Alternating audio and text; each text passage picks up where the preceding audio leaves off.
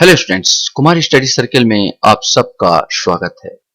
आज दर्शन शास्त्र के पाठ को आगे बढ़ाते हुए आज हम लोग का टॉपिक होगा गीता ज्ञान पर कर्मयोग, स्वधर्म और स्थिति प्रज्ञा। आज उसका डिटेल से अध्ययन करना की कोशिश करेंगे। इससे पहले मैं बहुत सारे वीडियो डाल चुका हूं, यहाँ पर देखना चाहते हैं तो मेरे प्लेलिस्ट में जाएंगे और प्लेलिस्ट में जो फिलॉसफी वाला प्लेलिस्ट होगा उसको दबाकर आप देख सकते हैं। इसके बाद भी वीडियो के एंड में भी मैं लिंक के रूप में देखता हूं जिसको टच करके आप देख सकते हैं। तो चलिए हम लोग आगे बढ़ते हैं। तो जिसमें सबसे पहला टॉपिक आपका आएगा कर्मयोग। ये वास्तव में जो कर्म योग है, गीता में जो कर्म योग कहा गया माने आपको केवल कर्म पर अधिकार है, आपको फल पर कोई अधिकार नहीं गया है। गीता का छोटा छोटा ज्ञान जिसमें फिलॉसफी के अंतर्गत हम लोग को देखना होता है, जो अधिकांश 2 नंबर या 4 नंबर के अंतर्गत आता है। तो कर्म योग क्या है? माने इस पर प्राप्ति के 3 मार्ग बताए गए हैं। एक भक्ति मार्ग है, एक ज्ञान मार्ग है और एक कर्म है। ज्ञान मार्ग और एक कर्म मार्ग है यहाँ पर। तो गीता में श्री कृष्ण ने कर्म द्वारा इस पर प्राप्ति का मार्ग बताया।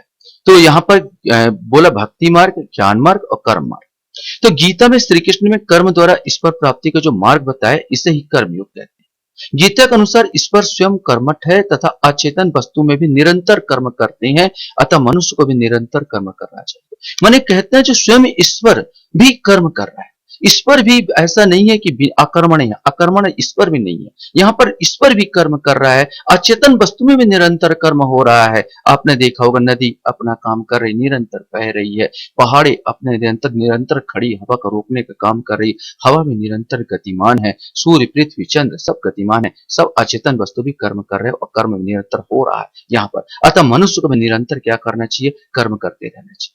कर्म का अर्थ है आचरण। शुभ कर्म वह है जो ईश्वर की एकता का ज्ञान दे, अशुभ कर्म वह है जिसके आधार अवास्तविक वस्तु होता है। माने अशुभ कर्म से ईश्वर को अपनाया जा सकता है। हम केवल शुभ कर्म कर सकते हैं प्रकृति के अनुसार और हमारे समाज के अनुसार जो काम शुभ है, प्रकृति के अनुसार प्राकृतिक रूप से जो काम शुभ है, जो अच्छा है वो शुभ कर्म है, और अप्राकृतिक कर्म जो है अशुभ है, समाज के अनुरूप काम नहीं तो अशुभ है। तो हमें शुभ कर्म करते करते भी हम ईश्वर को प्राप्त कर सकते हैं। गीता में निष्काम भाव से निरंतर कर्म करने की प्रेरणा देते हुए कहा गया, कर्मण्येवाधिकारस्ते मा फलेषु कदाचन मां कर्म फल हेतु फुर्मते संगोस्त्व कर्माणि, अर्थात कर्म में ही तेरा अधिकार है, फल की में कभी नहीं। तो कर्म फल का हेतु भी मत बन और अकर्मणता से तुम्हारी आसक्ति ना हो। माने तुम अकर्मण मत बनो, ये कहा गया कर्मयोग। परीक्षा के दृष्टिकोण से आपको बताने की कोशिश करूंगा, इसी के आधार पर आपको लिखना है। श्लोक अगर आप लिख सकते हैं तो बहुत अच्छी बात होगी, मार्क्स मिलेंगे।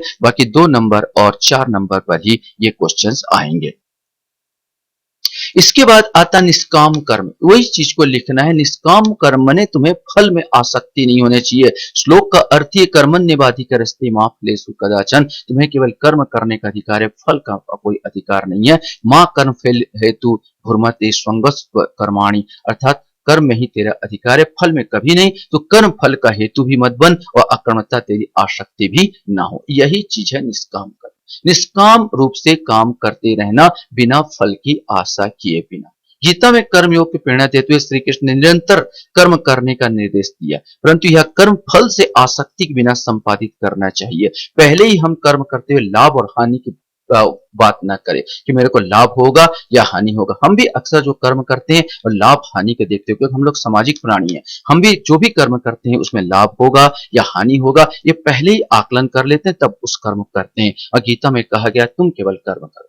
यदि कर्म से बुरे फल प्राप्ति होने की आशंका रहती है तो व्यक्ति कर्म करना त्याग कर देता है। जैसे अर्जुन ने किया था। अर्जुन ने देखा कि भाई उससे उसी के लोग मारे जाएंगे, युद्ध होगा तो उसी के लोग अपने लोग मारे जाएंगे, उसको घाटा होगा, वो धनुष बाण रख दिया, बोला मैं युद्ध ही नहीं करूंगा। तो मैंने फल का पहले ही अनुमान लगा लेना और उसके आधार पर कर्म न करना, इसी को मना ही किया गया। इसलिए फल की चिंता किए बिना निरंतर कर्म करने की प्रेरणा देते हुए श्री कृष्ण ने एक श्लोक कहा था, कर्मण्येवाधिकारस्ते मा फलेषु कदाचन, अर्थात कर्म ही तेरा अधिकार है, फल में कभी भी नहीं। तू कर्म फल का हेतु भी मत बन और अकर्मता से तेरी आसक्ति भी नहीं होना चाहिए।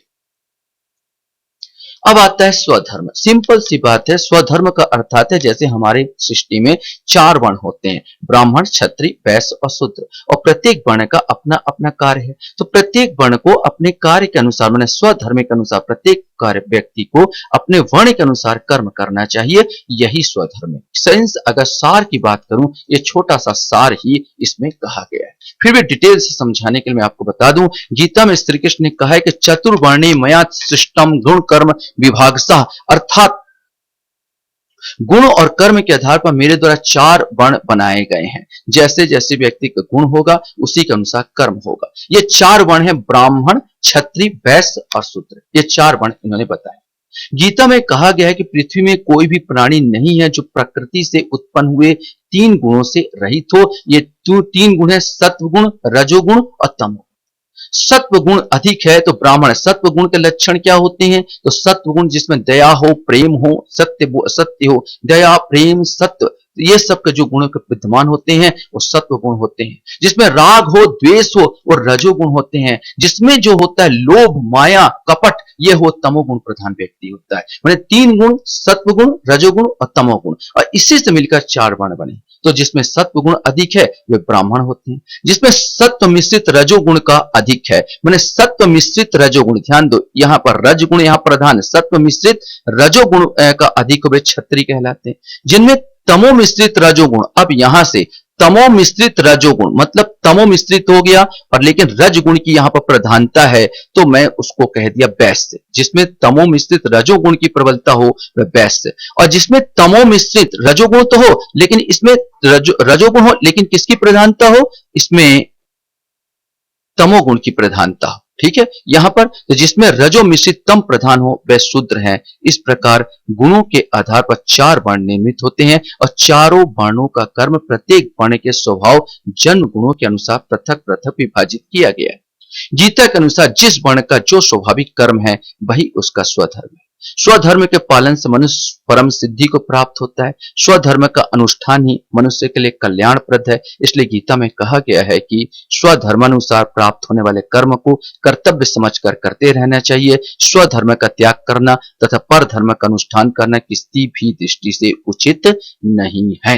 यहाँ पर तो मैं सिंपल सा आप इसको 2 नंबर 8 नंबर में तैयार कर सकते हैं। मैंने यहाँ पर जो ब्राह्मण, क्षत्रिय, वैश्य के जो गुण हैं, जो का कार्य है, उसी को करना ही स्वधर्म कहलाता है। और अपने वर्ण का जो धर्म है, जो वर्ण आपको प्राप्त हुआ उसी वर्ण के आधार पर कार्य करते हुए स्वधर्म प्राप्त करना, दूसरे धर्म को नहीं अपनाना चाहिए, ये कहा गया गीता में।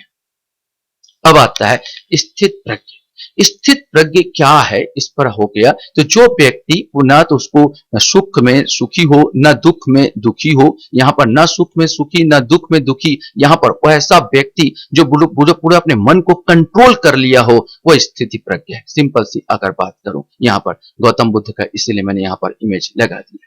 वह व्यक्ति जिसने सभी कामनाओं का भली भांति त्याग किया हो और आत्मा से आत्मा में संतुष्ट रहता हो, वह स्थिति प्रज्ञ कहलाता है। जिस प्रकार कछुआ सब ओर से अपने अंगों को समेट लेता है, उसी प्रकार स्थिति प्रज्ञ पुरुष अपने इंद्रियों को समेट लेता है। उसकी इंद्रियां विषयों को ग्रहण नहीं करती तथा विषयों से उसकी आसक्ति भी समाप्त हो जाती है। यहाँ पर अर्थात यहाँ पर कहा गया विषय, जो हम लोग विषय भोग होता है, जो हमारा विषय भोग होता है, जैसे हमें लोभ, माया, पैसा, रुपया, ये और हमारी इंद्रियां, जैसे हमारा जीहा होता है, ये स्वाद चखती है, आंखें, चक्षु अच्छे अच्छे दृश्य को देखने की कोशिश करती है, नाक सुगंधी को हम लोग महसूस करने की कोशिश करते हैं। माने इससे विरक्ति, यहां से विरक्ति हो जाए, वहां पर आसक्तिहीन हो जाए, वही हो जाता है स्थिति प्रज्ञ व्यक्ति। इसमें सुश्लोक में कहा गया, श्री कृष्ण ने गीता में कहा, दुखेश्व नुदिग्न मनः सुखेषु विगत स्पृहा बीत भय राग क्रोधा स्थित धीर्मुन्नुच्यते, अर्थात दुख होने पर जिसके मन में उद्वेग नहीं होता, सुख प्राप्त होने पर भी जो सुख से नहीं स्पृह हो तथा जिसमें भय, राग, आसक्ति, क्रोध नष्ट हो गया हो,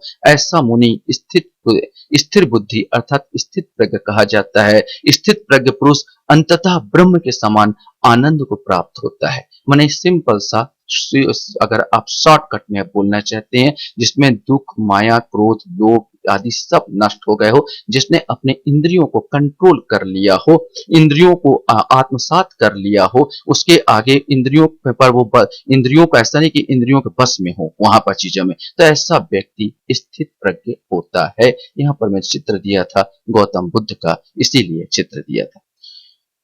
आशा करता हूं यह वीडियो भी आपको अच्छा